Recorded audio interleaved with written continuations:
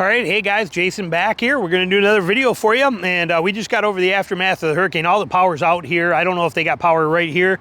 Some do, some don't. We won't have power for a week, so a lot of these videos I'm going to do, I'm just going to be basically trying to fit in wherever I can, however I can, because I have no power at home. It's pretty miserable, and like I said, it'll be about another week. But we're looking today, we're walking around here at the Toyota dealership, taking a look at some of these trucks, and what we want to dive into is the things that have happened with all trucks, not just Toyota, but what happened with since COVID. I don't understand what it is there. And one brand seemed to come out scathing clean on top. The other ones all seem to suffer. Toyota was one that suffered. But what is it that happened since COVID that we have this issue now with everything in life? We cannot get people to work. We cannot get suppliers to create supply that's quality stuff. Suppliers cannot get quality workers. We cannot get trucks that are not plagued with tons of issues and problems. We cannot get quality parts in our trucks anymore. We're supposed to accept lower grade quality in them. We're supposed to accept body lines and fit and finish that doesn't line up. We're supposed to accept cheaper materials, thinner dash materials, thinner body side molding, thinner everything, cheaper everything, more plastic, the entire thing's all being complete plastic. We're supposed to accept all of these things now, and I'm not real comfortable with it. Fit and finish, like I said, is a big one. I mean, even here, just look at right here. Here's a Tacoma right here. Okay, this body line, not too bad. This body line, almost there. We'll accept that. That sounds pretty good. We'll take that as quality. I'm guessing here, I'm looking. That one, not bad.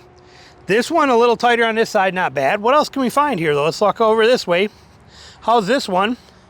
Okay, well, look at here. Jam tight to the point where that's gonna rip paint off, and big enough that I can stick my finger in it and run my finger down that gap. Okay, we see this all the time on the Tacomas. It's kind of like the running joke on the Tacoma world. So, I mean, we see this stuff, but we have been led to accept this. We have to tolerate this. This is the world that we have to live in now because of COVID, because we cannot, since COVID, nobody wants to work. Nobody wants to do their job. Nobody cares about their job. Nobody cares about anything. The world has gone to hell in a handbag since COVID, but the auto industry extensively has. Ford is, since COVID, Ford has led the pack in recalls of every single manufacturer out there. Everything is a dang joke in the auto world since COVID, yet we're supposed to just tolerate that and say, oh, it is what it is now. It's the new way. I'm not comfortable with that. I'm not okay with that. It doesn't need to be this way. And Toyota was hit tremendously, and then they took advantage of their customers tremendously. Okay, Toyota's been allocation only even before COVID, so that was the issue there, so we knew that. But since COVID, look at this astronomical markups that Toyota has had to deal with, or that Toyota has done. Look at the astronomical markups that Ford has done. Look at the quality that has gone down in Toyota. Look at the quality that's gone down in Ford. Look at the astronomical price increase that Stellantis and Ram and Jeep has done since then. Okay, all of this stuff, it's insane. Look at Hyundai. Okay, look at what Hyundai's done. It's Hyundai, for Christ's sake. No offense to them, and I know they want to try and be a luxury brand and trying to get there, but they're not known for reliability and quality, and yet they've raised their prices astronomically since COVID, and yet their quality since COVID has gone down. Okay, all of these things, we have to accept this. We have to just be okay with it. Why is it that we have to be okay with that? And again, look at the prices. Look at the prices today. Okay, here's an XP. I don't even know if this is even, it is four-wheel drive at least, but this is the next series, these XPs, but, and this is not a hybrid. And we're coming in at $60,000 for this. This is an SR5, as low as it gets, SR5.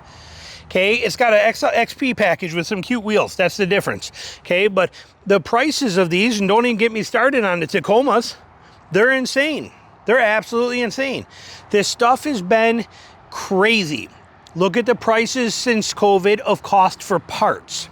Look at the cost for trailers. Look at the cost for getting work done on your vehicle, labor charts and stuff like that too. Do you know how much it costs to put an engine in one of these right here, non-hybrid, to put an engine in that thing? $32,000. 32 grand to put an engine in that, where 5 years ago, oh, let's even take that back.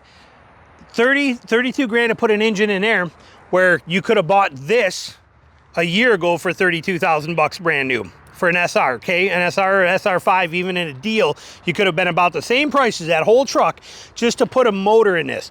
Costs $8,000 to replace a turbo in one of these things today. Where do they get off pulling these games? I can put a motor, I can buy a 7.3 Godzilla Ford V8 for the Super Duty. That motor's amazing, and I can get one for like 8,000 bucks. 5,000 bucks I can buy a Pentastar 3.6 Jeep motor, a whole new motor. Okay, I don't understand why all this stuff since COVID does this stuff matter. What has caused us to accept that this is the world we live in? Power's out right now. We're in a hurricane. Okay, we just had a hurricane come through. Everything is four-way stops at every light. Do you know they can't even do that right? Do you know how many accidents? It's like 60 accidents per day that happen just in my little area here at these lights because people cannot understand how a four-way stop works. Okay, this is the world we live in. We got companies out there now, and NHTSA and those guys that want to say no to this. They don't want us having these anymore, okay? They were okay when a truck look like this, but they do not want this, okay? You could have these, we're fine. You cannot have this anymore, and you cannot have this anymore. They don't want you having these, okay? That one right there, perfectly okay. This, no. This, no. Why? Because too many people are being killed by these cars since COVID. Why? Because people are idiots and they're on their cell phones and they're outside, the drivers, but also the idiots that walk in front of the cars. Okay, crosswalk. People are just doing stupid stuff. Why is this tolerable? Why are we meant to accept this? Why do we have to deal with this? Why? I just don't understand the new way of the world and how it has to be this way. But it seems that it all happened right after COVID. Something clicked during COVID that changed it all. Okay, we went through COVID, we got through COVID, we got through the downsides, we got through the difficulties, we went through the dealer BS and crap that they pulled in the markups in the stupid industry, and we went through all that stuff. Here it is, we are almost in 2025. Okay, it's right around the corner. 2025 models starting to show up. Yet we're still dealing with the same stupid BS that we had to deal with during COVID. Since then, here it is years later, and we're still being taken advantage of by auto manufacturers, taken advantage of by dealerships. Now, Franklin Toyota here in Statesboro, best Toyota dealer I've ever been to. Every one of these guys here, okay, they're amazing. Mike, Dirk, these are a couple of sales guys I talk to regularly. They are top shelf guys. So I'm not taking anything away from this dealer. This dealership is phenomenal. But dealerships in general, Ford, Toyota especially, take advantage of their customers on levels that are unheard of today. It's off the charts. It's ridiculous.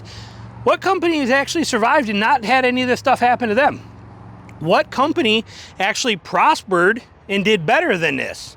Okay, did better than all these other ones in the truck world. In the truck manufacturing world, we basically, you got Honda, you got Ram, and you have Toyota, and you have Ford, and you have GM.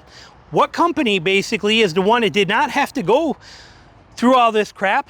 What company is the one that has not done any of these issues? What's the company that actually climbed the ranks and did better than everybody else? What's the company that didn't put up any crazy prices, didn't raise their prices? What's the company that didn't put out any excessive markups or do anything crazy like that for the most part? What's the company that's still not ripping people off on a lot of maintenance and repair stuff? I'm not gonna tell you. You figure it out, it's out there, okay? You'll see it, we'll maybe do it in another video because this one's already going long. But point is, the majority of them, we have been sunk by something that happened during COVID. I don't know what that is. Government infringement, the way that people accept things now, the way that dealerships learned that they could take advantage of us and they did it, the way that manufacturers learned what people would tolerate and learned to push the envelopes, the way that manufacturers learned how dealerships were taking advantage of customers and customers were paying it, and manufacturers wanted that piece of the pie too, and thought, hey, if the customers are going to pay that much markup to dealerships and give it to dealerships, why don't we get it? Why can't we have that markup? Okay, let's raise the prices ourselves, and then they won't pay it to the dealership, they'll pay it to us. All of these things happen since COVID, and yet we cannot seem to get back to real. Why is that? We have to tolerate bad designs. We have to tolerate cheap materials. We have to tolerate motors that we don't want. We have to tolerate prices that are insane. We have to tolerate dealership experiences that are the worst they've ever been. We have to tolerate all of this stuff for what? So I'm not telling you like I know what the answer is. I'm asking you to tell me what the answer is. Maybe if we chime in here, maybe we'll come up with something, or something will make enough sense, and maybe it'll make a difference somewhere. I don't know, but I'm fed up with it. I am so disgusted with the truck industry. I've been into trucks my whole life. I'm just a normal little nobody, but I'm a little nobody that since he was 16 years old and I bought my first brand new truck at 16, a 91 S10, I have been fascinated with them, and I've owned 39 new trucks since then, okay? And I'm 50 years old. So in that short, little, 35-year period, I have owned 39 trucks because I'm fascinated with them. I know so much about them.